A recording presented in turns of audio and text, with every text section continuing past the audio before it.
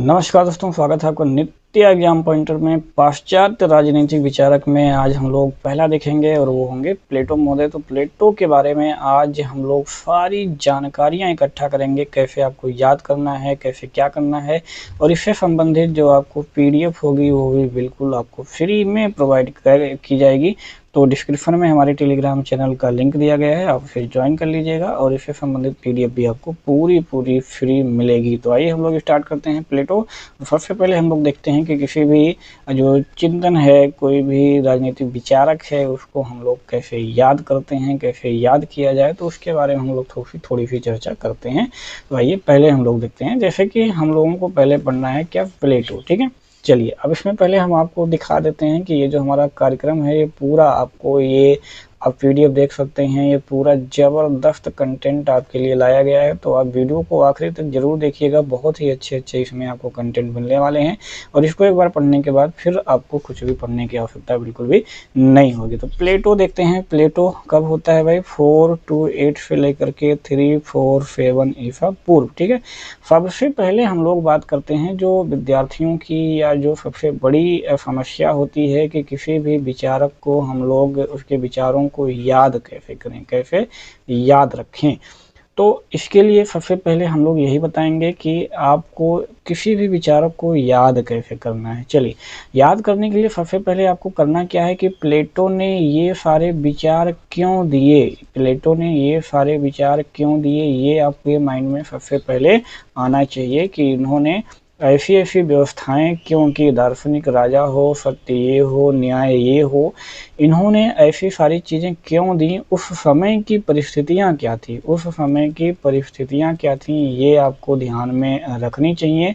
और जब कोई व्यक्ति अपना विचार देता है, अपना पुस्तक लिखता है, तो उस पर आसपास के जो वातावरण होते हैं, जो घटनाएं होती हैं, उन सब का उसके दिमाग पर प्रभाव पड़ता है। तो उन सारे प्रभावों को भी हमें अध्ययन करना होता है, तब जाकर के हम अच्छी तरीके से समझ पाते हैं कि भाई प्लेटो महोदय ने ऐसा क्यों कहा था। ठीक है, जैसे देखिए, ठीक है, जैसे कि हम लोग जानते हैं प्लेटो का जो जन्म हुआ था वो यूनान के कहाँ हुआ था? एथेंस में हुआ था। कहाँ पर हुआ था? एथेंस में जन्म हुआ था। और इसके बगल में क्या था? स्पार्टा था। ठीक है, इसके बगल में क्या था? स्पार्टा था। अब एथेंस में क्या था? उस समय लोकतंत्र था। एथेंस में क्या था? लोकतंत्र प्रचलित था और स्पार्टा में निरंकुशतंत्र था। ठीक है, अब लोकतंत्र उस समय क्या था? अपने आप में भ्रष्ट रूप में था। ठीक है, लोकतंत्र की जो इनके गुरु होते हैं सुकरात, अभी हम सुकरात के बारे में भी चर्चा जरूर करेंगे, क्योंकि सुकरात को पढ़े बिना प्लेटो अधूरे रह जाएंगे। तो उस समय जो लोकतंत्र होता है अपने भ्रष्ट रूप में होता है, और गुरु और शिष्य दोनों मिलकर के इस लोकतंत्रवादी व्यवस्था की निंदा करते हैं। क्यों?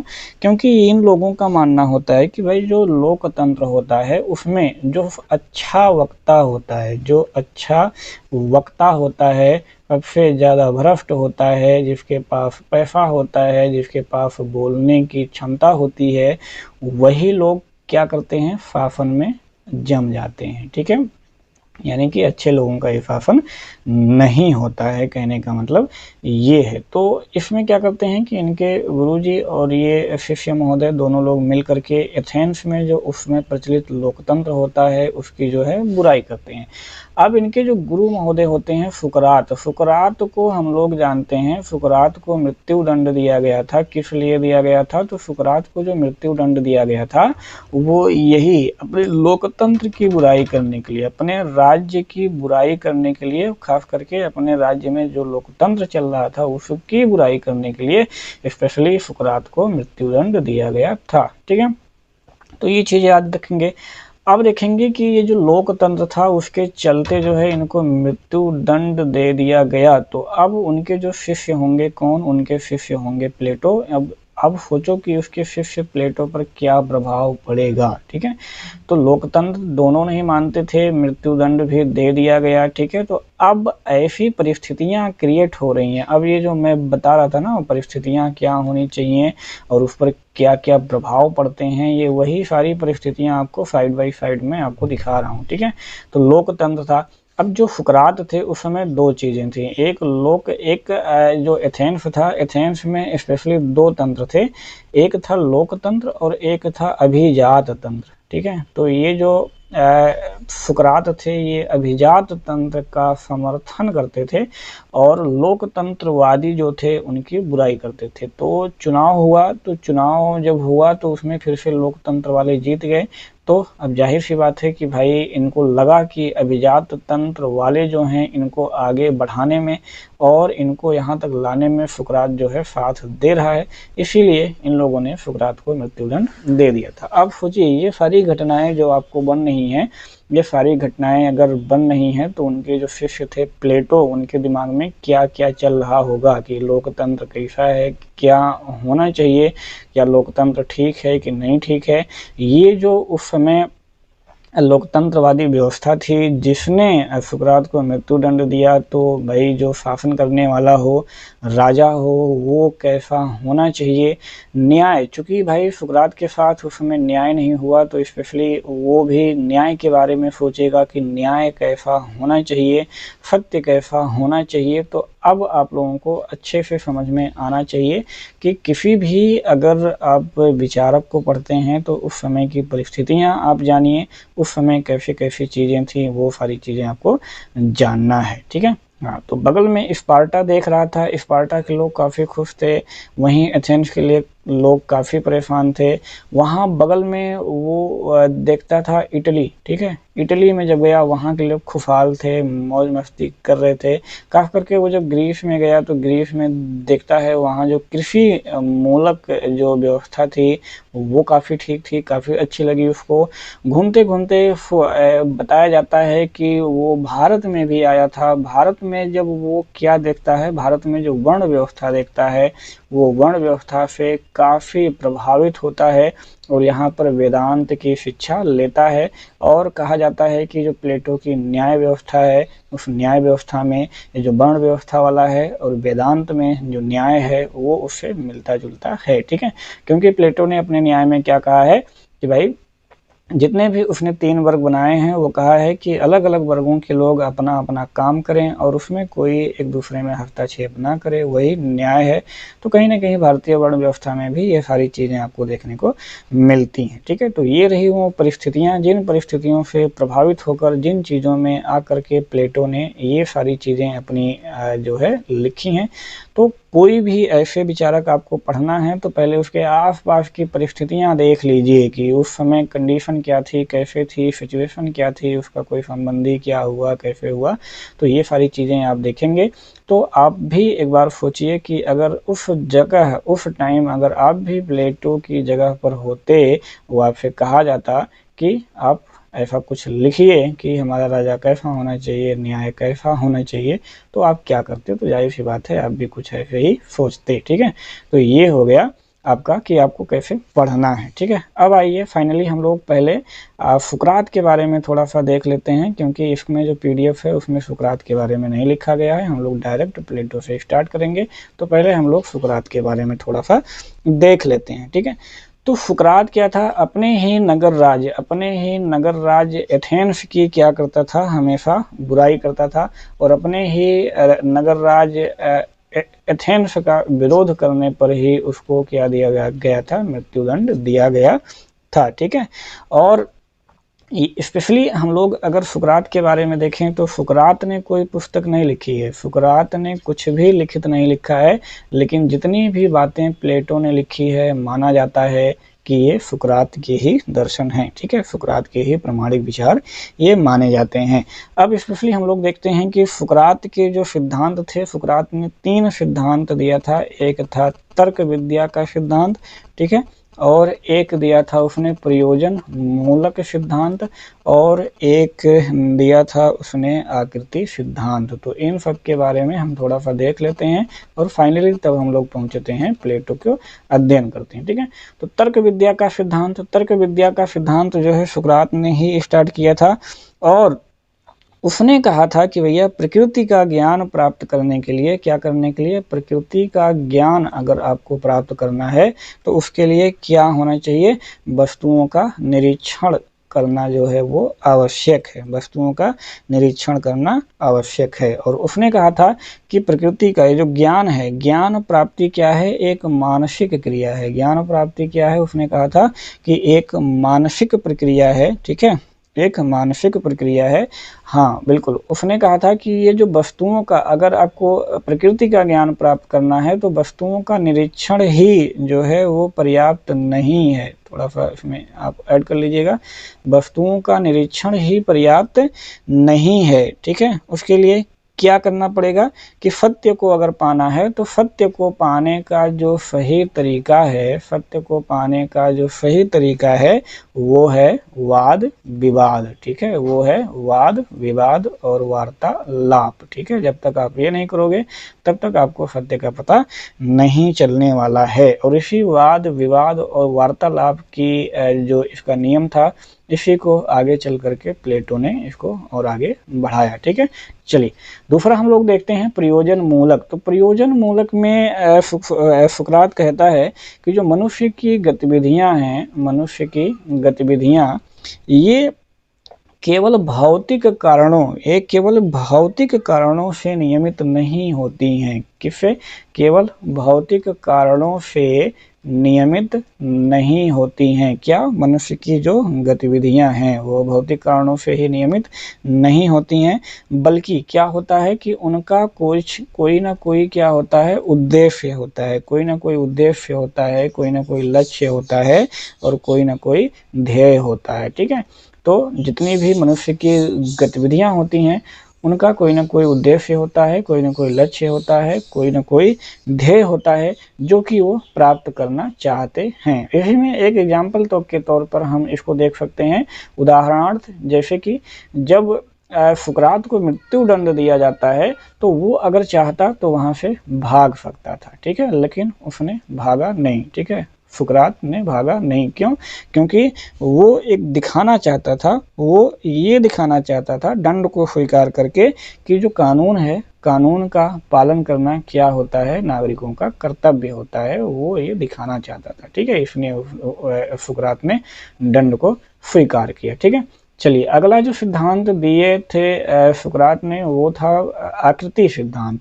तो उन्होंने कहा कि जैसे जो आकृति होती है, जैसे कि हम लोग क्या बनाते हैं, ट्रायंगल बनाते हैं, ठीक है। ट्रायंगल बनाने में आप लोग देख रहे हैं कि कोई लाइन पतली हो गई, कोई लाइन मोटी हो गई, कोई छोटी हो गई, तो करेक्ट पूरी तरीके से करेक्ट नहीं बनती है, ठीक है, पूरी तरीके से करेक्ट नहीं बनती है। यानी कि वो जो आकृति होती है वो अपूर्ण होते हुए भी क्या होती है, पूर्ण माना जाता है।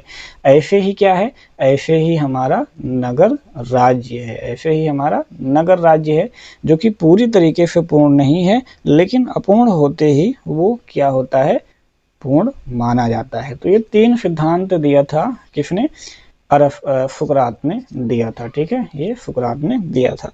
उसके बाद सुकरात ने अपने चिंतन में क्या किया, अपने चिंतन में सुकरात ने ज्ञान को प्रमुखता दी है। किसको? ज्ञान को प्रमुखता दी है। और सुकरात ने कहा है क्या कि सद्गुण ही ज्ञान है। तो ये याद रखना है, काफी महत्वपूर्ण है। सत्ता किसके हाथों में सौंपना चाहते थे सुकरात? तो वो चाहते थे कि सत्ता किसके हाथ में होना चाहिए, दार्शनिकों के हाथ में होना चाहिए। और ये जो है सुकरात जो है पूर्ण सत्तावादी के क्या थे, पक्षधर थे, जो कि लोकतंत्र का क्या था, विरोधी था, लोकतंत्र का क्या था, विरोधी था। तो ये इतनी सारी चीजें आपको सुकरात के बारे में अगर आप याद कर सकते हैं तो बहुत अच्छी बात है। अब आइए हम लोग आगे देखते हैं प्लेटो के बारे में, ठीक है। किसके बारे में देखते हैं? प्लेटो के बारे में देखते हैं। यहाँ से स्टार्ट करते हैं। प्लेटो, इनका एक दूसरा नाम था अफलातून, क्योंकि इनकी हिष्ट पुष्ट शरीर थी और काफ़ी सुंदर भी थे, इसलिए इनका नाम अफलातून हो गया। जन्म कब हुआ था? 428 ईसा पूर्व में हुआ था, एथेंस में हुआ था। मृत्यु 347 ईसा पूर्व में मानी जाती है, एथेंस में ही इनकी मृत्यु भी हुई थी। इनके पिता का जो नाम था वो अरिस्टोन नाम था, माता का नाम प्लेटोन नाम था। इनके गुरु थे सुकरात महोदय, जिनके बारे में आपको पीछे बताया ही। कर्म भूमि इनकी यूनान थी। कर्म क्षेत्र क्या है इनका? वो है पाश्चात्य दर्शन, ठीक है।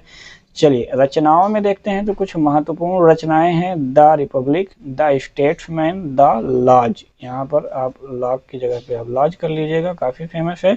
और इयॉन हो गया और सिम्पोजियम हो गया। तो रिपब्लिक, स्टेटमेंट मैन हो गया, लॉज हो गया और सिम्पोजियम हो गया। ये 4 बुक जो है इसके बहुत फेमस हैं, जो आपके एग्जाम में पूछे जाते हैं लगातार। प्रसिद्धि इनको किस क्षेत्र में मिली? तो दार्शनिक के क्षेत्र में मिली। नागरिकता कहाँ की थी? तो नागरिकता ग्रीक की थी। थोड़ी सी और अन्य जानकारियां अगर प्लेटो के बारे में हम लोग देखना चाहें तो 404 ईसा पूर्व में प्लेटो सुकरात का शिष्य बना और सुकरात के जीवन के अंतिम क्षणों तक उनका शिष्य बना रहा। सुकरात की मृत्यु के बाद प्रजातंत्र के प्रति क्या हो गया? प्लेटो को घृणा हो गई। ये आपको ध्यान में रखना है। जो पीछे मैंने थोड़ी सी स्टोरी बताई थी उसके आधार पर उसने मिस्र, इटली, सिसिली बताया था, इन सब आदि देशों की यात्रा की और अंत में एथेंस लौट करके अकादमी की स्थापना की। तो वेरी इंपॉर्टेंट, अकादमी की स्थापना किसने की थी? तो प्लेटो ने की थी। तो इतनी सारी चीजें आपको यहाँ पर याद करना है, ठीक है। चलिए अब हम लोग थोड़ा सा और आगे बढ़ते हैं और देखते हैं इनसे संबंधित और चीजें। तो प्लेटो का जो जन्म हुआ था वो कहाँ पर हुआ था? एथेंस के एक कुलीन परिवार में। कुलीन मतलब आप लोग जानते होंगे कि धनी परिवार जिसे कहते हैं, ठीक है। और ये बनना क्या चाहता था? ये एक राजनीतिज्ञ बनना चाहता था, ठीक है, राजनीति में आना चाहता था। लेकिन जब उसके गुरु को मृत्यु दंड दिया गया तो वहाँ पर वो चेंज हो गया, उसकी सारी चीज़ें बदल गई। अब उसने कहा अब हम आएंगे और राजनीति को परिवर्तित करने के लिए दार्शनिक विचार देंगे, ठीक है। इनका वास्तविक नाम अरिस्टोक्लेस था, किंतु चौड़ी शरीर के कारण व्यायाम जो गुरु थे इसका नाम क्या रख दिया? प्लेटो रख दिया। तो प्रारंभिक शिक्षा के बाद 20 वर्ष की अवस्था में सुकरात के विश्वविद्यालय चले गए थे। कौन? 20 वर्ष की अवस्था में प्लेटो सुकरात के पास गए थे। विधान रखना है। कुलीन वर्ग में उत्पन्न होने के कारण जो उनकी स्वाभाविक इच्छा थी वो क्या थी? एथेंस में राजनीतिक जीवन अपनाने की थी, जो कि आपको पीछे बताया काफी महत्वपूर्ण थी। किंतु जब उनके प्रिय सुकरात को 399 ईसा पूर्व में मृत्यु दंड मिला तो इस घटना से उसके जीवन पर ऐसा आघात लगा कि उसने अपनी सारी योजनाएं परिवर्तित कर दी और एक दार्शनिक जीवन को अपना लिया, ठीक है। तो ये घटना को याद रखना है कि प्लेटो ने अपनी योजना कैसे परिवर्तित कर दी। इसी मोड़ पर मैक्सी ने लिखा है, जब इसने आदर्श जीवन को अपना लिया तो इसी मोड़ पे मैक्सी ने लिखा कि भैया प्लेटो में सुकरात पुनः जीवित हो गया। प्लेटो में सुकरात क्या हो गया? पुनः जीवित हो गया। क्योंकि ये पहले राजनीतिक जीवन जो है जीना चाहता था, लेकिन जब सुकरात को मृत्यु मिली तो सुकरात की तरह ही इन्होंने फैसला किया कि अब हम दार्शनिक जीवन अपनाएंगे। तो मैक्सी ने लिखा कि प्लेटो में सुकरात जो है पुनः जीवित हो गया है। तो बहुत ही इंपॉर्टेंट है, कई बार आपके एग्जाम में ये पूछा गया है कि ये किसने लिखा? तो ये मैक्सी ने कहा है, ठीक है। चलिए आगे बढ़ते हैं। प्लेटो ने शिक्षण कार्य के लिए अकादमी की स्थापना की। आपको पीछे ही बताया, जब उनको मृत्यु दंड दिया गया तो भ्रमण पर गया, वहां से लौट करके आया, सब कुछ सीख करके आया, तमाम सारे देशों की जो शासन पद्धतियां थी उनको सीख करके आया। तो फिर उसने क्या किया? फाइनली अकादमी की स्थापना की, जिसे यूरोप का प्रथम विश्वविद्यालय कहा जाता है। तो ये मोस्ट इम्पॉर्टेंट, यूरोप का प्रथम विश्वविद्यालय किसे कहा जाता है? तो वो प्लेटो की अकेडमी को कहा जाता है। मोस्ट इम्पॉर्टेंट में आपको इसे रखना है। जितने भी इम्पॉर्टेंट हैं उसमें आप लोग देख रहे होंगे हम इसको कलरफुल जरूर कर दिए हैं, अंडरलाइन जरूर कर दिए हैं, जिससे आपको याद करने में आसानी भी हो। अब जिसके प्रवेश द्वार पर अकादमी जो विश्वविद्यालय था उसके प्रवेश द्वार पर क्या लिखा था कि ज्यामिति से अपरिचित कोई भी व्यक्ति यहाँ प्रवेश ना करे। तो ज्यामिति मतलब आप ऐसे लगा सकते हैं एक अंदाजा गणित से, तो कहीं ऐसा ना हो कि गणित लिखा हो तो आप उसको गलत कराएं। ज्यामिति और गणित वही होता है। ज्यामिति से या गणित से कोई भी व्यक्ति जो अपरिचित हो या ना जानता हो वो व्यक्ति यहाँ पर प्रवेश ना ले, ठीक है। तो ये काफी महत्वपूर्ण है, ये भी आपके एग्जाम में कई बार पूछा गया है। अब हम लोग आते हैं कि प्लेटो के सभी जो 36 ग्रंथ हैं, टोटल 36 ग्रंथ हैं, जिसमें से प्रमाणिक, ये भी क्वेश्चन पूछा गया है कि कितने प्रमाणिक माने जाते हैं। तो 28 जो ग्रंथ हैं वो प्रमाणिक माने जाते हैं। कुल कितने हैं? तो ये 36 हैं, ये भी आपके एग्जाम में आया हुआ है। तो जितने भी 36 ग्रंथ हैं सब संवाद और वार्तालाप की शैली में लिखे गए हैं। किसमें? संवाद और वार्तालाप की शैली में लिखे गए हैं। उसके प्रसिद्ध जो ग्रंथ हैं वो रिपब्लिक हैं, स्टेटमैन है, लॉज है, एपोलॉजी है, क्रीटो है और सोफिस्ट आदि है, जिसमें सबसे जो प्रसिद्ध है वो कौन सा है? वो है रिपब्लिक, जिसने क्या किया? प्लेटो को अमर बना दिया। ठीक है, रिपब्लिक ने क्या किया है भाई? प्लेटो को अमर बना दिया है। तो ये भी काफी इंपॉर्टेंट है कि सबने प्लेटो को अमर बना दिया, तो रिपब्लिक ने। अब हम लोग देखते हैं प्लेटो की न्याय संबंधी धारणा। तो जो रिपब्लिक है, रिपब्लिक का सबसे महत्वपूर्ण जो विषय है वो है न्याय की प्रकृति तथा उसके अधिवास की खोज करना, कि न्याय की प्रकृति क्या है, कैसा है न्याय और वो रहता कहाँ है। ठीक है, तो ये जो है इसका मेन विषय था। तो रिपब्लिक का जो एक उप शीर्षक है वो भी हम लोग बोल सकते हैं कि वो था न्याय से संबंधित। रिपब्लिक का एक उप शीर्षक भी रखा गया था और वो फाइनली था न्याय से संबंधित। प्लेटो लिखता है कि जो सत्ता चाहते हैं उन्हें इसका मूल्य चुकाना होगा। ठीक है, यानी सत्ता पाने के लिए आपको परिश्रम करना होगा, उसके लिए आपको उसका मूल्य जरूर चुकाना पड़ेगा। प्लेटो का जो न्याय शब्द है उसका प्रयोग वैधानिक अर्थ में नहीं हुआ है, यानी जो प्लेटो का न्याय है वो कानूनी नहीं है कि भैया कोई कानून आपको ये न्याय दिलाएगा जैसे संविधानों में लिखा रहता है, बल्कि जो प्लेटो का न्याय है वो नैतिक अर्थ में किया गया है, मोरल के रूप में किया गया है। तो ये काफी इंपॉर्टेंट है, ये भी आपके एग्जाम में कितनी बार पूछा गया है। प्लेटो की जो न्याय संबंधी धारणा है उसका प्रतिपादन करने से पहले जितने भी तत्कालीन प्रचलित न्याय संबंधी धारणा थी उन सभी न्याय संबंधी धारणाओं का पहले प्लेटो क्या करता है? विवेचन करता है और उन सभी धारणाओं का पहले खंडन करता है। ठीक है, जैसे कि सिफिलस के अनुसार उस समय क्या था कि सत्य बोलना और दूसरे के ऋण को चुका देना ही क्या है? न्याय है। सिफिलस ने क्या कहा था उस समय कि सत्य बोलना और दूसरे के ऋण को चुका देना ही न्याय है। लेकिन क्या करता है कि प्लेटो इसका खंडन करता है। प्लेटो इसका खंडन कैसे करता है भैया? कि हमेशा सत्य बोलना न्याय नहीं हो सकता है, हमेशा सत्य बोलना न्याय नहीं हो सकता है। जैसे कि यदि आपको कोई आपका शत्रु देश पकड़ लेता है, किसी को शत्रु देश क्या करता है? यदि किसी को पकड़ लेता है तो ऐसे कंडीशन में आदमी सत्य बोलेगा? नहीं बोलेगा। ऐसे आदमी अगर ऐसे कंडीशन में अगर किसी व्यक्ति को किसी शत्रु देश ने पकड़ लिया है तो अगर वो सत्य बोल देता है तो वो क्या होगा? उससे उसके देश का नुकसान हो जाएगा। जैसे कि एग्जाम्पल के तौर पर आप यहाँ पर अभी करंट में अभिनंदन का आप एग्जाम्पल दे सकते हैं कि अभिनंदन को ये शत्रु देश ने पकड़ लिया था, पाकिस्तान में चला गया था, तो क्या वो वहाँ पर सत्य बोलता और वो न्याय था? बिल्कुल नहीं था। तो उसने वहाँ पर सत्य नहीं बोला और इससे क्या हुआ कि प्लेटो यही कहना चाहते थे कि हमेशा सत्य बोलना ही न्याय नहीं होता है। किसी का ऋण चुका देना, ठीक है। अब देखो, मान लिया कि प्लेटो ने इस बात का खंडन कैसे करता है? प्लेटो इस बात का खंडन कैसे करता है किसी का ऋण चुका देना? प्लेटो कहता है भाई चलो किसी दोस्त के यहाँ से हम कोई सामान ले आए। क्या ले आए? कुल्हाड़ी ले आए। अब हम उस कुल्हाड़ी को जाते हैं वापस देने, ठीक है, हम उस कुल्हाड़ी को जाते हैं वापस देने। अब मान लो कि उस समय आपके मित्र की जो दिमागी हालत है वो ठीक नहीं है, उसे कोई भी सामान मिल जाए तो आपके ऊपर ही प्रहार करके वो आपकी हत्या कर सकता है। तो ऐसे कंडीशन में आपने जो उसकी कुल्हाड़ी लाई थी वो देंगे? नहीं देंगे। तो ऐसी कंडीशन में ये जो है ऋण को चुका देना ही न्याय है, ये यहाँ पर फेल हो जाता है। तो सत्य बोलना और ऋण को चुका देना ही न्याय है। तो इसका खंडन जो है प्लेटो ने इस प्रकार से किया है, ठीक है। चलिए, पोलीमार्कस आगे बोलता है और ये कहता है कि प्रत्येक व्यक्ति को उसके प्रति उचित व्यवहार देना ही न्याय है। बाद में आगे चलकर उचित शब्द की जो व्याख्या होती है वो कैसे होती है, आप ये देखो।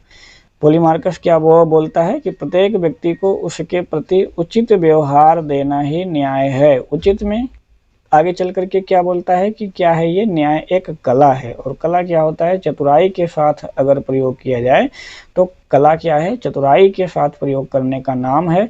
अतः मित्र के साथ मित्रता का व्यवहार करो, मित्र के साथ श्रेष्ठता का व्यवहार करो और शत्रु के प्रति घृणित व्यवहार करो, यही न्याय है। ये किसने कहा था? पॉलीमार्कस ने कहा। इसका भी खंडन कौन करता है? इसका भी खंडन करता है प्लेटो, और ये कहता है भैया कि क्या कहता है कि मित्र के साथ तो श्रेष्ठ का व्यवहार सभी करते हैं, अगर शत्रु को भी मित्र बना लिया जाए, शत्रु को भी मित्र बना लिया जाए, वही क्या होता है? न्याय होता है। ठीक है, तो ये कहा किसने? ये कहा प्लेटो ने। ठीक है, तो यहाँ पर हमने देखा सिफिलस और पॉलीमार्कस के अनुसार ये क्या क्या थे और इसका खंडन प्लेटो किस प्रकार से करता है। चलिए अगला हम लोग देखते हैं श्रीमेकस। श्रीमेकस जो कि हम लोग जानते हैं कि क्रांतिकारी सिद्धांत। ठीक है, ऊपर जो दोनों लोगों का दिया गया सिफिलस और पॉलीमार्कस, सिफिलस और पॉलीमार्कस को जो है हम लोग बोलते हैं परंपरागत सिद्धांत। क्या बोलते हैं? परंपरागत सिद्धांत के अनुसार। और ये जो थ्रेसीमेकर्स हैं, इनको क्या बोलते हैं? थ्रेसीमेकर्स का सिद्धांत ये क्या है? क्रांतिकारी सिद्धांत है। ठीक है, तो क्रांतिकारी के अंतर्गत हम लोग थ्रेसीमेकर्स को पढ़ेंगे। वो तो थ्रेसीमेकर्स ने क्या क्या कहा था भैया कि शक्तिशाली का हित साधन ही क्या है? न्याय है। शक्तिशाली का हित साधन ही न्याय है, यानी कि इन्होंने कहा था कि भैया जो अन्याय है वो न्याय से श्रेष्ठ है और शक्तिशाली का हित ही क्या है? न्याय है। अब इसका खंडन भी कौन करता है? प्लेटो करता है। कैसे करता है? देखिए, प्लेटो कहता है कि भाई शासन क्या है? शासन एक कला है और जिसका उद्देश्य है वो क्या होता है? कल्याण। जिसका उद्देश्य क्या होता है? वो होता है टोटली कल्याण करना। अर्थात शासक का कार्य क्या है? अर्थात शासक का कार्य होता है कल्याण करना। ठीक है, तो ऐसे कंडीशन में कभी भी अन्याय न्याय से श्रेष्ठ नहीं हो सकता है। असत्य कितना भी बड़ा क्यों ना हो जाए, जीत हमेशा किसकी होती है? सत्य की होती है। तो इस प्रकार से इसका भी खंडन कर देता है कौन? प्लेटो। आगे हम लोग देखते हैं ये जो ग्लाउकन है, ग्लाउकन क्या आते हैं? व्यवहारिक सिद्धांत में। ठीक है, ग्लाउकन का जो सिद्धांत है वो किस में आता है? व्यवहारिक सिद्धांत में आता है। तो परंपरागत, क्रांतिकारी और व्यवहारिक सिद्धांत। व्यवहारिक सिद्धांत के तहत ग्लाउकन बोलते हैं कि न्याय क्या है? भय का शिशु है। ठीक है, काफी इंपॉर्टेंट है, ये सारे क्वेश्चन आपके एग्जाम में पूछे गए हैं, जो जो ये मैं आपको बता रहा हूँ।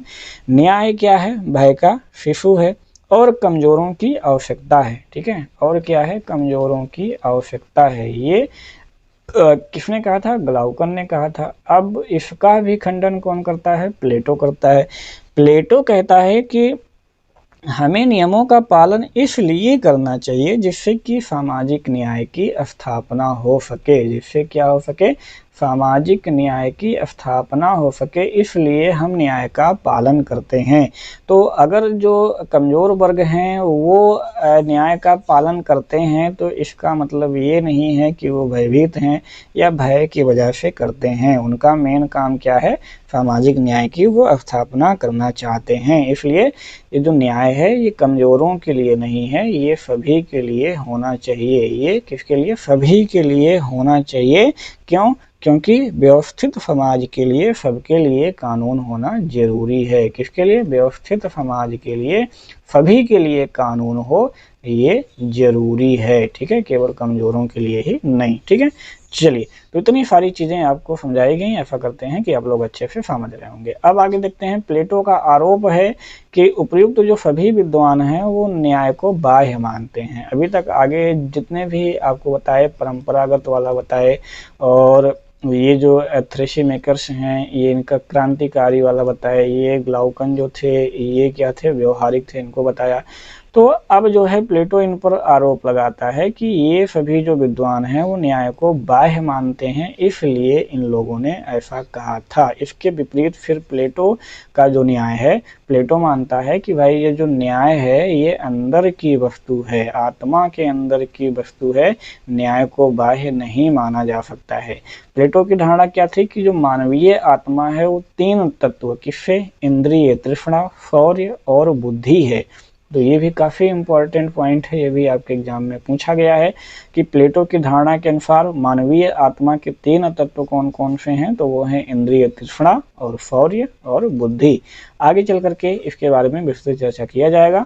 ये तीनों गुण जब उचित अनुपात में मानव मस्तिष्क में विद्यमान रहते हैं तभी क्या होता है, व्यक्ति न्याय का पालन कर पाता है। ठीक है, तभी व्यक्ति क्या कर पाता है, न्याय का पालन कर पाता है। आइए थोड़ा सा यहाँ पर हम लोग ये जो इंद्रिय तृष्णा शौर्य और बुद्धि दिया है इसके बारे में हम थोड़ा सा देख लेते हैं। ठीक है, चलिए, तो ये जो तृष्णा है, ये जो तृष्णा है ये किस में होता है, उत्पादक वर्ग में होता है। किस में होता है, उत्पादक वर्ग में ये होता है तृष्णा। ठीक है, और उनमें क्या होती है, संयम होना चाहिए, ये काफ़ी इंपॉर्टेंट है। शौर्य, शौर्य ये सैनिकों में होता है। ठीक है, सैनिक वर्ग में होता है शौर्य, और इनको साहस से काम लेना चाहिए। किससे, इनके अंदर साहस होता है, साहस से काम जो है इनको लेना चाहिए।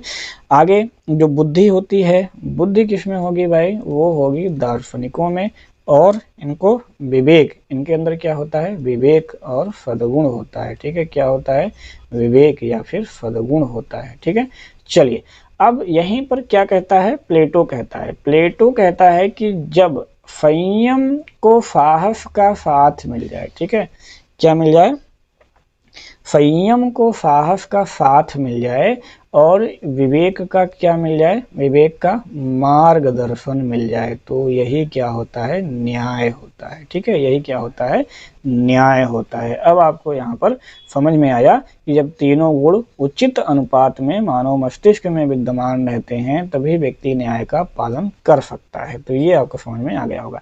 राज्य के संबंध में प्लेटो क्या कहता है कि जो राज्य है वो मानव मस्तिष्क का ही व्यापक रूप है, यानी कि राज्य बबूल के वृक्ष अथवा चट्टान से नहीं निकले हैं, वरन उन लोगों के मस्तिष्क और चरित्र का प्रमाण होते हैं जो उनमें निवास करते हैं। ठीक है, तो यानी क्या है, राज्य मानव मस्तिष्क का ही व्यापक रूप है। ये किसने कहा था, तो ये कहा था प्लेटो ने। ये आपको ध्यान में रखना है, यह भी आपके एग्जाम में पूछा गया है। ठीक है, चलिए आगे बढ़ते हैं। प्लेटो ने कहा था कि यह अपने निश्चित स्थान में अपने कर्तव्यों का पालन करना और दूसरे के कर्तव्यों में हस्तक्षेप न करना ही इसका निवास स्थान है, और निश्चित कर्तव्य पूरा करने वाले प्रत्येक नागरिक के ये मन में होता है क्या, न्याय। ठीक है, क्या होता है, न्याय। यानी कि अगर कोई व्यक्ति अपने निश्चित स्थान में अपने कर्तव्य का पालन करे, जैसे कि अभी हमने क्या बताया था, दार्शनिक, सैनिक और उत्पादक, क्या बताया था, दार्शनिक बताया था, सैनिक वर्ग बताया था और उत्पादक वर्ग बताया था। तो प्लेटो कहता है कि ये लोग अपने अपने स्थान पर रहें, यानी कि किसी दूसरे के स्थान पर जाकर के हस्तक्षेप ना करें और अपने अपने कर्तव्यों का पालन करें, यानी कि दूसरे के कार्यों में भी हस्तक्षेप ये लोग ना करें। दार्शनिक वर्ग अपना काम करे, सैनिक वर्ग अपना काम करे और उत्पादक वर्ग अपना काम करे। ठीक है, तो इनका जो निवास स्थान होगा अपना निश्चित कर्तव्य पूरा करने वाले प्रत्येक नागरिक के मन में होगा, यानी कि यही क्या होगा, यही न्याय होगा। ठीक है, कि अपने अपने निश्चित स्थान पर रहें, अपना अपना निश्चित काम करें, वही क्या होता है, न्याय होता है। किसके अनुसार, प्लेटो के अनुसार। चलिए अब हम लोग देखते हैं प्लेटो की शिक्षा के बारे में। तो रिपब्लिक जो है वो राजनीति शास्त्र का ग्रंथ नहीं है, बल्कि शिक्षा पर कभी भी लिखा गया सर्वश्रेष्ठ ग्रंथ है। ये किसने कहा था, ये रूसो ने कहा था। वेरी इंपॉर्टेंट है और आपके एग्जाम में कितनी बार ये पूछा गया है कि रिपब्लिक राजनीति शास्त्र का ग्रंथ नहीं है बल्कि शिक्षा पर लिखा गया सर्वश्रेष्ठ ग्रंथ है। ये किसने कहा था, रूसो ने कहा था। प्लेटो ने शिक्षा पर सबसे अधिक बल दिया है और प्लेटो के अनुसार क्या है कि मानसिक व्याधि को दूर करने का मानसिक उपचार है क्या, शिक्षा। शिक्षा क्या है, मानसिक व्याधि को दूर करने का मानसिक उपचार है। ये किसने कहा था, ये प्लेटो ने कहा था। चलिए आगे बढ़ते हैं हम लोग और देखते हैं प्लेटो की शिक्षा योजना के बारे में। तो जो प्लेटो की शिक्षा योजना थी वो इस प्रकार थी। शिक्षा जो है व्यक्ति के जीवन की अनवरत प्रक्रिया है और व्यक्ति के शिक्षा की व्यवस्था किसके द्वारा किया जाना चाहिए, राज्य के द्वारा ही किया जाना चाहिए, ऐसा प्लेटो का विचार था। शिक्षा का उद्देश्य व्यक्ति के संपूर्ण व्यक्तित्व का विकास करना है, ठीक है, संपूर्ण व्यक्तित्व के विकास करना ही शिक्षा का मेन उद्देश्य है। और इसलिए प्लेटो ने अपनी शिक्षा योजना को 2 भागों में बांटा है। कितने भागों में, 2 भागों में। तो पहला भाग हम लोग देखते हैं प्राथमिक शिक्षा। प्राथमिक शिक्षा जो है सभी बच्चों के लिए अनिवार्य रखी गई थी, ये वेरी इंपॉर्टेंट है, ठीक है, प्राथमिक शिक्षा सभी के लिए अनिवार्य थी। बाकी आगे चल करके जब हम उच्च शिक्षा देखेंगे तो उच्च शिक्षा केवल अभिभावक वर्ग के लिए थी, ठीक है। अभिभावक वर्ग में कौन कौन आते हैं भाई, दार्शनिक और सैनिक वर्ग, ठीक है। चलिए तो आगे बताएंगे। तो ये प्राथमिक जो शिक्षा थी ये सभी के लिए अनिवार्य रखी गई थी और यह शिक्षा 6 से 20 वर्ष के उम्र तक चलती थी। और ये शिक्षा का उद्देश्य क्या था कि भावनाओं और संवेगों को संतुलित करके चरित्र का निर्माण करना, क्योंकि हम लोग जानते हैं भाई ये जो उम्र होती है 16 से 20 तक के बीच में, इसमें भावनाओं और संवेगों पर कंट्रोल करना थोड़ा मुश्किल होता है। तो इसका उद्देश्य क्या था, भावनाओं और संवेगों को संतुलित करेंगे और हम लोग चरित्र का निर्माण करेंगे। 18 वर्ष की आयु तक शिक्षा का जो पाठ्यक्रम होता था उसमें 2 प्रमुख विषय होते थे। कौन कौन से, पहला होता था व्यायाम और दूसरा होता था संगीत। तो व्यायाम और संगीत के माध्यम से कहता था कि भैया व्यायाम खूब करो, व्यायाम करने से क्या होगा कि शरीर आपका हिष्ट पुष्ट होगा, ठीक है, शरीर हिष्ट पुष्ट होगा और आपको कभी भी दवा खाने की आवश्यकता नहीं होगी। तो पहला काम तो ये करो, अपने शरीर को मजबूत बनाओ और बीमार ना रहो। और संगीत के लिए क्या बोलता है प्लेटो, संगीत के लिए बोलता है कि रचनात्मक, संगीत से क्या होती है, रचनात्मक जो विकास होता है माइंड में वो आएगा और अलग अलग कार्यों के प्रति क्या होगी, रुचि जो है बढ़ेगी विद्यार्थियों में। तो ये व्यायाम और संगीत जो है ये 2 जो है प्रमुख विषय बनाते हैं 18 वर्ष की आयु तक प्लेटो। व्यायाम का अर्थ यहाँ पर देखो लिखा हुआ है, व्यायाम का अर्थ केवल शारीरिक कसरत से ही नहीं है परंतु शारीरिक विकास के साथ साथ जैसे कि सहिष्णुता हो गई, सहिष्णुता मतलब क्या होती है, सहन करने की क्षमता, और आपके अंदर साहस आएगी, आपके अंदर वीरता आएगी और मानसिक गुण का विकसित होगा जिससे कि आपका चरित्र विकास के मार्ग प्रशस्त हो जाएगा। ये था प्लेटो का विचार। 18 वर्ष की आयु में व्यायाम और संगीत की शिक्षा प्रदान किए जाने के बाद में 18 से 20 वर्ष तक की आयु तक क्या होता था, साहस और आत्मनियंत्रण और अनुशासन की प्रवृत्ति बढ़ाने के लिए सैनिक शिक्षा होगी, ठीक है। तो 18 तक आपका ये व्यायाम और संगीत होगा।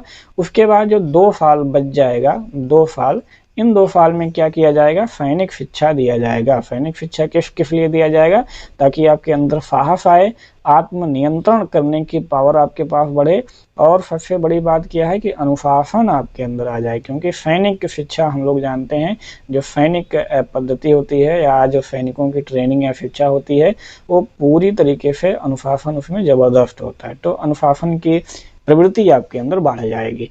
उसके बाद फाइनली हम लोग आते हैं दूसरा, उच्च शिक्षा। 20 वर्ष के बाद प्राथमिक शिक्षा की व्यवस्था सभी के लिए थी किंतु जो उच्च शिक्षा है उसकी व्यवस्था कुछ प्रतिभा संपन्न व्यक्तियों के लिए है, यानी कि केवल अभिभावक वर्गों के लिए है। 20 वर्ष की आयु तक जो प्राथमिक शिक्षा प्रदान किए जाते हैं उसके पश्चात फिर क्या किया जाएगा, बौद्धिक और क्रियात्मक परीक्षा लेने की व्यवस्था की गई है।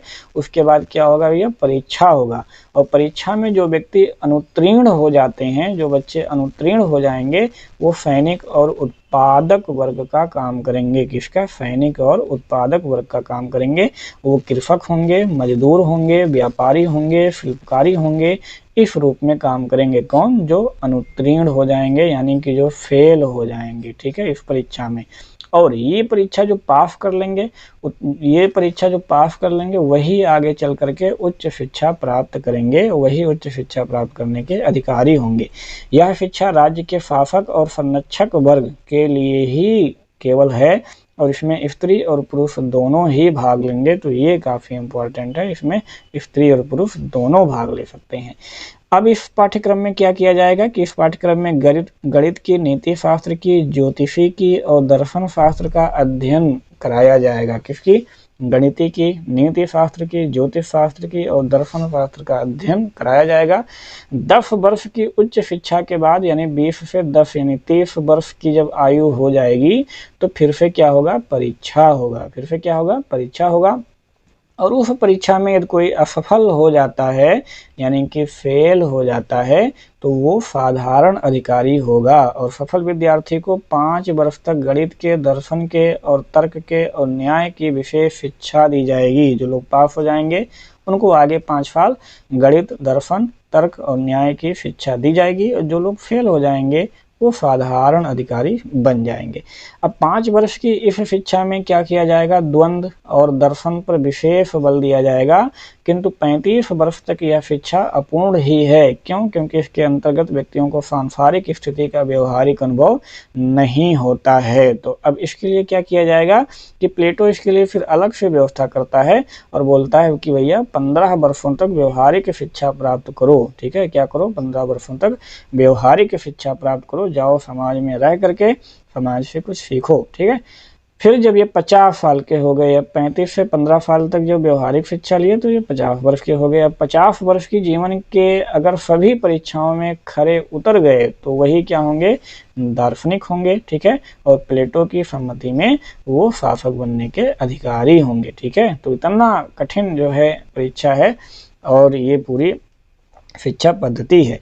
और एक बात, अब इतनी सारी कठिन परिस्थितियों सब कुछ पास करने के बाद 50 वर्ष की आयु तक जो दार्शनिक राजा बन जाएगा, भैया शासक बनने के बाद वो उस राजा पर क्या होगा कि कानून का कोई नियंत्रण नहीं होगा। कानून का कोई नियंत्रण नहीं होगा। बहुत ही इंपॉर्टेंट है, एग्जाम में कितनी बार पूछा गया है कि भैया जो प्लेटो का दार्शनिक राजा होगा उस पर कानून का नियंत्रण होगा कि नहीं होगा, तो उस पर कानून का नियंत्रण बिल्कुल नहीं होगा।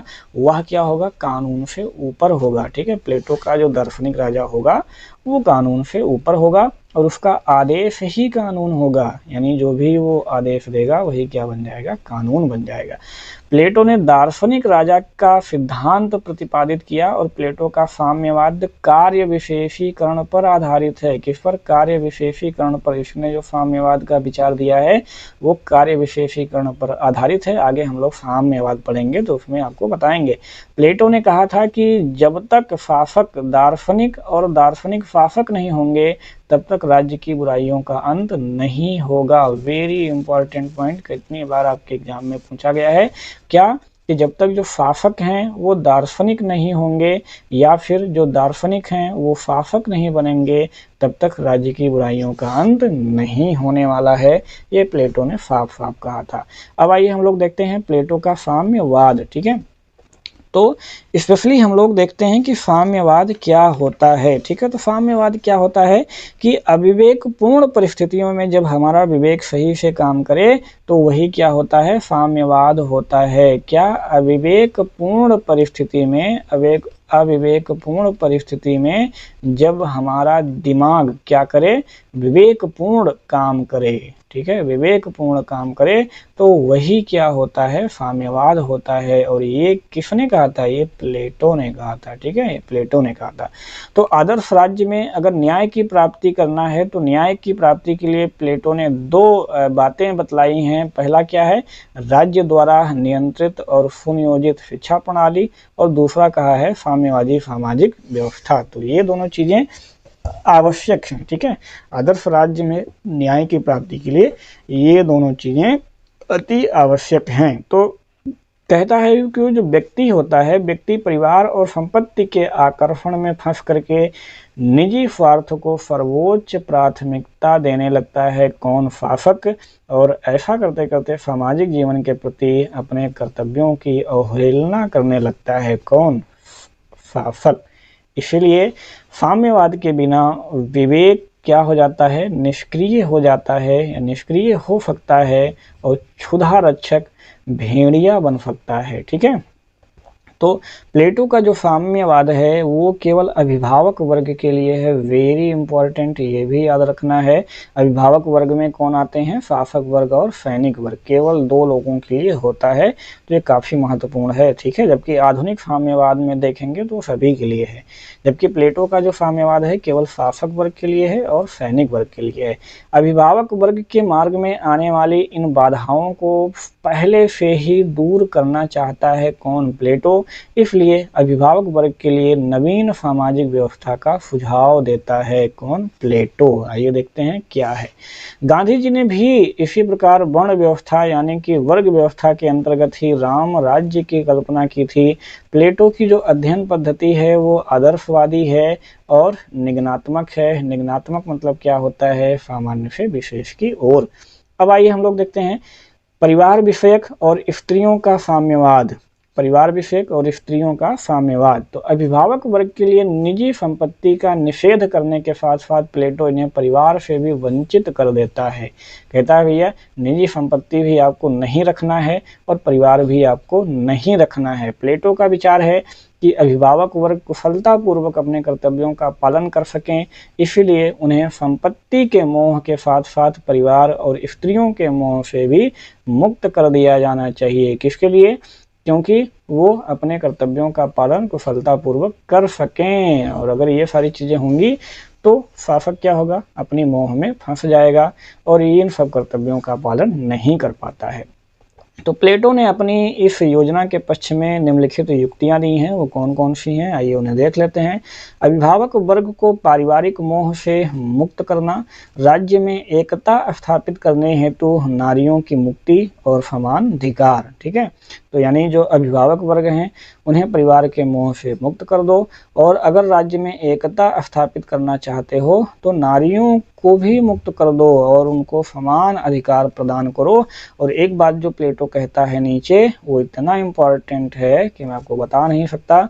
क्यों?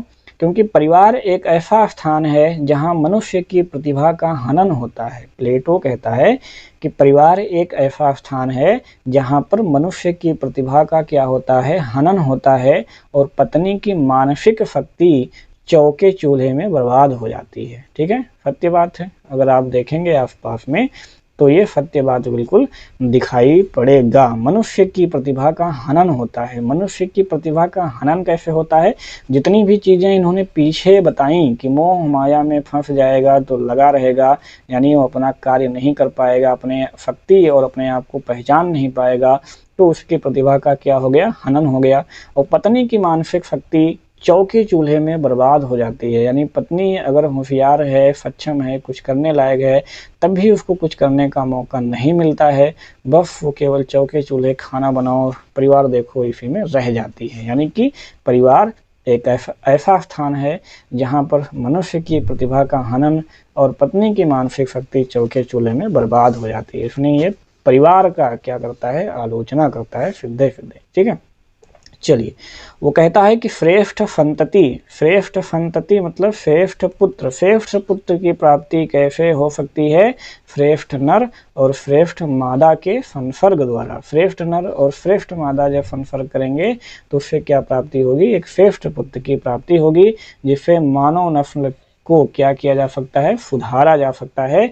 इसी की आलोचना करते हुए कौन कहता है? अरस्तु कहता है। अरस्तु कौन है? प्लेटो का शिष्य। प्लेटो का शिष्य अरस्तु इसी बात की आलोचना करते हुए कहता है कि प्लेटो आदि पुत्र होने की अपेक्षा निकट संबंधी होना कहीं अधिक उत्तम है। क्योंकि प्लेटो क्या करता है? प्लेटो कहता है कि भैया जो राजा का पुत्र होगा वो सभी का पुत्र होगा। जो राजा होगा वो अपने पुत्र को पहचान नहीं पाएगा कि ये मेरा पुत्र है। ठीक है, तो इसी प्रकार से कहता है कि भैया प्लेटोवादी पुत्र होने के अपेक्षा तो यही अच्छा है कि निकट संबंधी का पुत्र हो, कम से कम लोग पहचानेंगे तो हमको।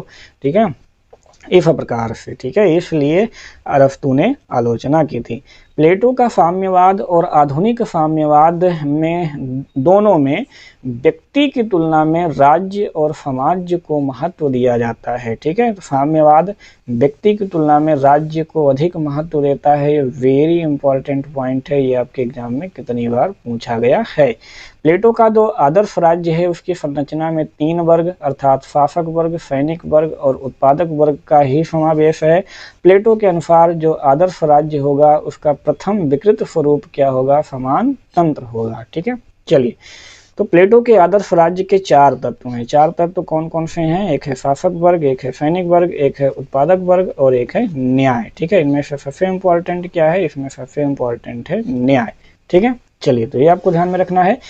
अब देखो, फाइनली जब ये प्लेटो ने ये सारे काम अपने कर लिए, आदर्श राज्य, आदर्श राजा कैसा होगा, ये होगा, वो होगा, तो उसमें क्या करता है कि एक सिसिली, आप लोग जानते हैं सिसिली, ठीक है, सिसिली में सिराक्यूज, सिसिली की राजधानी होती है सिराक्यूज, और जो उसका शासक होता है, उसका जो शासक होता है डायोनुसियस, वो भैया बुलाता है। ठीक है, वो बुलाता है डायोनुसियस फर्स्ट। ठीक है, कौन? डायोनुसियस फर्स्ट। डायोनुसियस जो फर्स्ट है, डायोनुसियस फर्स्ट प्लेटो को आमंत्रण देता है कि भैया आओ और हमारे राज्य को क्या करो, अपने आदर्श राज्य, जो आपका आदर्श राज्य है, जो अवधारणा है, उसी के अनुसार हमारे राज्य को चेंज करो। ठीक है, हमारे राज्य को चेंज करो। अब ये प्लेटो वहाँ पर जाते हैं। अब उसमें जो डायोनुसियस होता है निरंकुश तंत्र, वहाँ पर इस समय सिराक्यूज में निरंकुश तंत्र चलता है, यानी कि वहाँ पे एक तानाशाही शासन चलती है। अब इनकी जितनी भी जो नियम बनाए, योजनाएं बनाए कि हमारा दार्शनिक राजा कैसा हो, इतना पढ़े, इतना ये करे, परिवार नहीं होगा, संपत्ति नहीं रख सकता, ये नहीं कर सकता।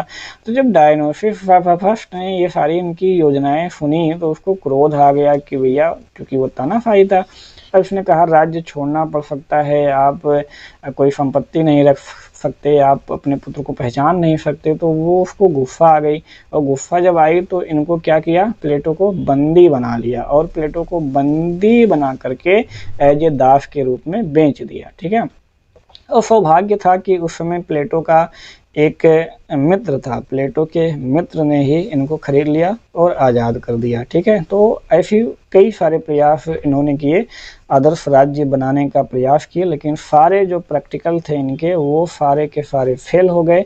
फिर लास्ट में अपने अंतिम क्षणों में इन्होंने क्या किया, लाज नामक पुस्तक की स्थापना की, और इन्होंने उप आदर्श राज्य की परिकल्पना को यहाँ पर दिया। ठीक है, क्योंकि वो समझ गए थे कि ये जो आदर्श राज्य की संकल्पना हमने दिया है ये बहुत मुश्किल है। ठीक है, चलिए, तो अब हम लोग पढ़ते हैं लाज के बारे में। लाज यानी क्या होता है, कानून का शासन। ठीक है, तो अभी तक पीछे हम लोग देखते आएंगे कि ये जो प्लेटो था, प्लेटो कानून की बात कहीं किया ही नहीं था। जो उनका आदर्श राजा होगा कानून से ऊपर होगा, कानून से बधा नहीं होगा, इसका आदेश ही कानून होगा, यानी कानून की बात कहीं करता ही नहीं था। ठीक है, लेकिन फाइनली जो है इनको मानना पड़ा। लास्ट में जाते जाते इन्होंने लाज की स्थापना की और उन्होंने कहा कि कानून का शासन ही अब होगा। चलिए, प्लेटो कानून की महत्ता को स्वीकार करते हुए कहता है कि कानून विहीन जो व्यक्ति होता है वो सर्वाधिक भयानक पशुओं में कोई अंतर नहीं होता है। ठीक है, यानी कानून विहीन व्यक्ति और सर्वाधिक भयानक पशुओं में कोई अंतर नहीं है, लेकिन यदि एक कुशल शासक का उदय हो जाए तो फिर व्यक्तियों के कानून द्वारा शासित होने की कोई आवश्यकता नहीं होगी। फिर भी यहाँ पर बोलता है कि कोई कुशल शासक उदय हो जाए तो फिर भी उसे कानून की आवश्यकता नहीं होगी, क्योंकि कोई भी कानून या आदेश ज्ञान से महान नहीं हो सकता है, क्योंकि उसके अंदर जो ज्ञान है वो कानून से ज़्यादा महान है। इसी संदर्भ में लॉर्ड एक्टन महोदय ने कहा था कि जो शक्ति है वो मनुष्य को भ्रष्ट बनाती है और पूर्ण शक्ति पूर्ण भ्रष्ट बनाती है। यानी इसने कहा था भाई कि जो कुशल शासक होगा उसके लिए कानून की कोई आवश्यकता नहीं है, क्योंकि उसके अंदर ज्ञान है और ज्ञान जो है कानून से महान नहीं हो सकता है। इसी पर लॉर्ड एक्टर ने कहा था कि भैया जब ये शासक बनेगा ज्ञान तो रहेगा, लेकिन जब उसके पास शक्ति आएगी ना, शक्ति जैसे ही शक्ति आती है उस व्यक्ति को भ्रष्ट बना देती है। तो वो जो ज्ञान है आपका गायब हो जाएगा और व्यक्ति भ्रष्टाचारी हो जाएगा। और पूर्ण शक्ति की बात आपने किया है कि उस पर कोई कानून लगेगा ही नहीं, तो फिर तो पूर्ण भ्रष्ट हो जाएगा। ठीक है, तो इस प्रकार से लॉर्ड एक्टन महोदय ने ये कथन कहा था। अब हम लोग देखते हैं कि राज्य की जो राजनीतिक और सामाजिक व्यवस्था है उसके बारे में हम लोग पढ़ते हैं। तो पहली बार जो है राज्य की पूरी जो है भौगोलिक व्याख्या प्लेटो द्वारा किया गया है। और ये कहा गया है कि जो उसकी जो जनसंख्या होनी चाहिए वो 5040 होनी चाहिए किसी राज्य की जनसंख्या। और राज्य में क्या होंगे 12 वर्ग, और राज्य परिषद में 12 समितियां होनी चाहिए। ठीक है, कितने? राज्य में 12 वर्ग होने चाहिए और राज्य में 12 समितियां होनी चाहिए। उतनी चीजें आपको यहाँ पर ध्यान में रखना है। ठीक है, चलिए, तो ये लॉज क्या होता है? लॉज होता है भैया विधि का शासन और उप आदर्श राज्य, यानी कि शासन सत्ता, यानी विधि का क्या हो जाएगा? विधि का ही शासन हो जाएगा। और इसी में ये जो जनसंख्या है, जो भौगोलिक वाला कार्यक्रम है ना, ये इसमें राज्य की भौगोलिक व्याख्या किया है कि राज्य की जनसंख्या कितनी होनी चाहिए? 5040 होनी चाहिए, 12 वर्ग होनी चाहिए, राज्य में परिषद इतनी होनी चाहिए। और उसी में ये भी कहा है कि ये जो राज्य होने चाहिए ना, ये राज्य कभी समुद्र तट के किनारे नहीं होना चाहिए। क्यों नहीं होना चाहिए? क्योंकि समुद्र तट के किनारे यदि राज्य होगा तो उस पर आक्रमण करना बहुत आसान होता है। तो इस प्रकार से उस पर आक्रमण होने की संभावनाएं बहुत ज़्यादा रहती हैं। राज्य ऐसे प्लेस पर होना चाहिए जो कि बहुत दुर्गम हो, वहाँ पर कोई आसानी से कोई भी शत्रु आक्रमण करने के बारे में सोचे भी ना। ठीक है, तो इस प्रकार से आपको ध्यान में रखना है। ठीक है, चलिए, अब जो ये 12 वर्ग और परिषद में 12 समितियां होनी चाहिए, इनके बारे में हम लोग थोड़ी सी बात करते हैं, थोड़ा सा विस्तृत में बात करते हैं क्योंकि यहाँ कम लिखा गया है। तो अब ये जो 5040 जो है जनसंख्या होगी उसमें क्या होगी? वो सभी मिल करके क्या बनाएंगे? एक साधारण सभा बनाएंगे, एक साधारण सभा बनाएंगे। और यही साधारण सभा क्या करेगी कि अन्य संस्थाओं का निर्माण करेगी। यही जो सभा होगी अन्य संस्थाओं का निर्माण करेगी। और अपने जो मुखिया होंगे संस्थाओं का, उनका चुनाव भी सब यही करेगी। ठीक है, ये हो गया। और इसी में क्या होगी कि एक सलाहकार परिषद होगी। ठीक है, एक सलाहकार परिषद होगी।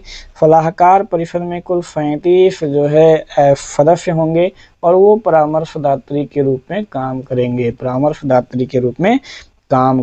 और उसने कहा था इसी में एक प्रशासनिक परिषद होगा। क्या होगा? प्रशासनिक परिषद होगा। क्या होगा? प्रशासनिक परिषद होगा जो तिहरी चुनाव, ठीक है, इसी में इन्होंने कहा था तिहरी चुनाव पद्धति पर आधारित होगा। जैसे मान लो कि 5040 है, इसमें जो है एक बार छंटे तो 100 हो गए, 100 में से फिर छांट दिए गए तो 37 हो गए, तो क्या हो गया? तिहरी चुनाव हो गया। तो प्रशासनिक जो परिषद होगा वो तिहरी चुनाव पर आधारित होगा। ठीक है, तो ये आपको यहाँ से ध्यान रखना है। इसी में इन्होंने न्याय व्यवस्था दी थी और न्याय व्यवस्था में इन्होंने 4 प्रकार के जो है न्यायालय की स्थापना की थी। कौन सी? एक स्थापना की थी क्षेत्रीय न्यायालय, और एक स्थापना की थी पंचायती न्यायालय, और एक था विशेष न्यायालय, और एक था आम जनता न्यायालय। ठीक है, आम जनता न्यायालय। तो क्षेत्रीय पंचायत थी, ये अपने क्षेत्र से संबंधित थी, क्षेत्रीय न्यायालय। और जो पंचायती न्यायालय थी ये अपने पंचायती क्षेत्र से संबंधित थी। विशेष वाला थी ये स्पेशली जो एडमिनिस्ट्रेटिव अधिकारी होते थे उनसे सब संबंधित थी। आम जनता जो होती थी, अंतिम शक्ति किसे प्राप्त थी? वो आम जनता को प्राप्त थी। और राज्य से संबंधित जितने भी मुद्दे होते थे ये यहीं पर सुने जाते थे। ठीक है, तो ये आपको ध्यान में रखना है। ठीक है, चलिए, तो जनसंख्या 5040, 12 वर्ग होनी चाहिए, राज्य में 12 समितियां होनी चाहिए और प्रत्येक के द्वारा वर्ष में 1 माह के लिए शासन कार्य किया जाना चाहिए। प्लेटो के दार्शनिक राजा के संबंध में कार्ल पॉपर ने क्या लिखा है, तो कार्ल पॉपर ने आलोचना करते हुए यह कहा है कि जो दार्शनिक राजा है वो प्लेटो स्वयं है और रिपब्लिक स्वयं प्लेटो को राजा बनाने की दावादारी है। ठीक है, रिपब्लिक स्वयं जो है प्लेटो को राजा बनाने की दावेदारी है। चलिए, तो इस प्रकार से ये जो है यहाँ पर हम लोग करते हैं समाप्त। थोड़ी सी अगर चीज़ें हम लोग इसमें और ऐड करना चाहें, थोड़ा सा लॉज को और अच्छे से सीखना चाहें, तो हम लोग आते हैं फर्स्ट पेज पे, क्योंकि वहाँ पर थोड़ी सी जगह है और आपको यहाँ से थोड़ी सी और चीज़ें आपको यहाँ पर सिखाते हैं। ठीक है, लॉज के बारे में। चलिए, तो लॉज में इन्होंने और क्या क्या चीज़ें कहीं, तो लॉज में हम लोग आते हैं परिवार और संपत्तिवाद जो व्यवस्था थी। ठीक है, किसमें, लॉज में आते हैं और परिवार और संपत्ति का जो साम्यवाद था उससे संबंधी। देखो भाई, अब पहले क्या कहा था, परिवार और संपत्ति संबंधी साम्यवाद में इन्होंने कहा था कि जो है जो राजा होगा उसकी कोई संपत्ति नहीं होगी, उसका जो परिवार होगा वो उसका परिवार नहीं होगा, वो समुदाय का होगा, सबके लिए होगा, जो पुत्र होगा सबके होंगे।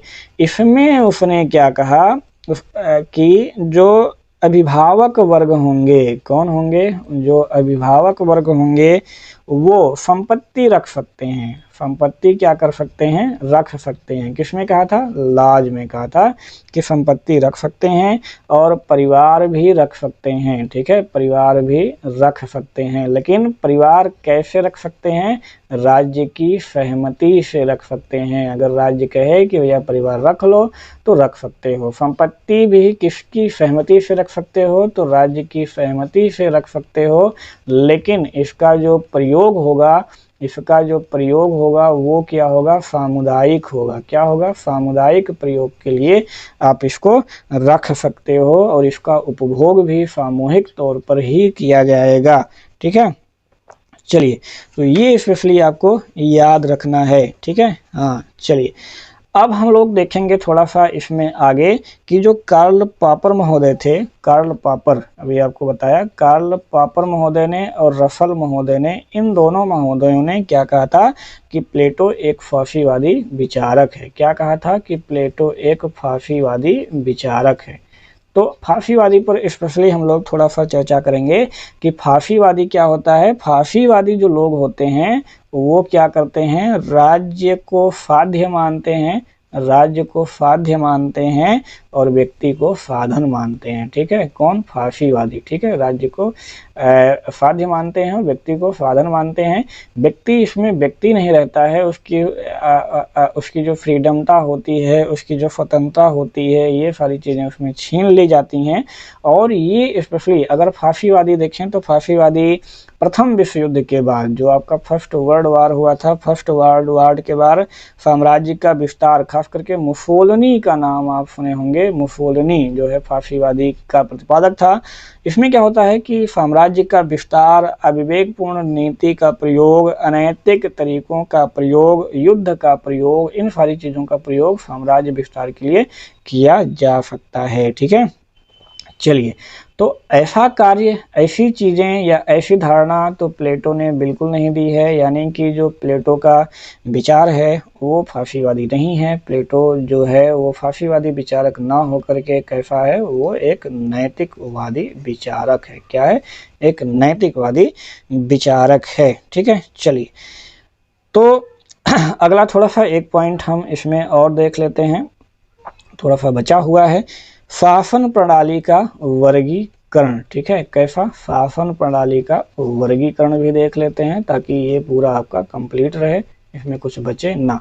शासन प्रणाली का वर्गीकरण इसमें 2 प्रकार से बताता है प्लेटो। कब, एक बताता है कि जब शासक जो है, जब शासन कानून से बधा हो। ठीक है, ये हो। और एक पार्ट ऐसा बताता है कि जब शासन कानून से ना बधा हो। ठीक है, 2 पार्ट करता है। अब इन दोनों पार्टों में हम लोग देखते हैं कि उत्तम शासन कौन सा होता है, मध्यम शासन कौन सा होता है और निकृष्ट शासन कौन सा होता है। तो जब शासन कानून से बंधा होता है उसमें प्लेटो कहता है कि ऐसे कंडीशन में जो उत्तम शासन होता है वो होता है राजतंत्र, और सबसे निकृष्ट शासन कौन सा होता है, सबसे निकृष्ट शासन होता है लोकतंत्र। ठीक है, ये आज के परिप्रेक्ष्य का लोकतंत्र नहीं है, एक बात इसको ध्यान में रखना है। जब कानून से बंधा हो शासन, ऐसी कंडीशन में लोकतंत्र को इसने सबसे निकृष्ट क्यों माना, क्योंकि मानता है कि लोकतंत्र क्या होता है, लोगों का तंत्र होता है, उसमें जो कानून बनाने की पावर क्षमता होती है या शक्ति होती है वो कई लोगों के पास होती है। ठीक है, तो कई लोग मिल करके जब कानून बनाएंगे तो क्या होगा, ऐसा कानून ठीक से नहीं बन पाएगा, या जो कानून बनाया जाएगा उसमें कई लोगों की भागीदारी होगी तो वो भी कानून सही नहीं बन सकता है।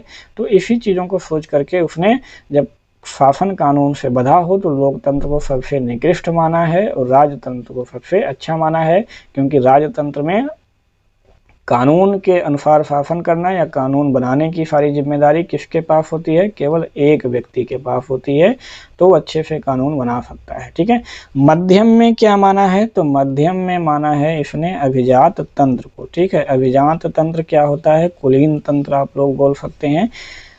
अगले में कहता है जब शासन कानून से ना बंधा हो, जब शासन कानून से ना बंधा हो तो उसमें उत्तम शासन कौन सा होता है, वो होता है लोकतंत्र। ठीक है, और सबसे जो खराब शासन होता है वो होता है नृशंस तंत्र। क्या होता है, नृशंस तंत्र, उसमें सबसे खराब होता है।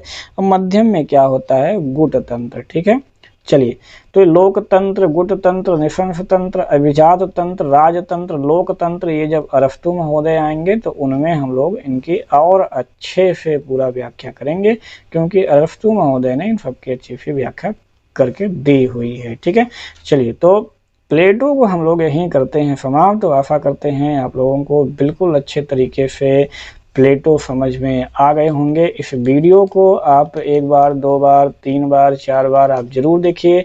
नोट्स आपको टेलीग्राम पर प्रोवाइड कर दिए जाएंगे, तो वहाँ से आप नोट्स जो है ज़रूर बना लीजिएगा और उसको बार बार रिवाइज कर लीजिएगा। ये बिल्कुल आपका तैयार हो जाएगा, ये 100% क्या है, गारंटी है। ठीक है, चलिए, तो ऐसा आप करते रहिए। अगला वीडियो जल्द लेकर के हम आएंगे किसका, अरस्तु का। ठीक है, अरस्तु का लेकर के आएंगे जो कि और ही शानदार होने वाला है।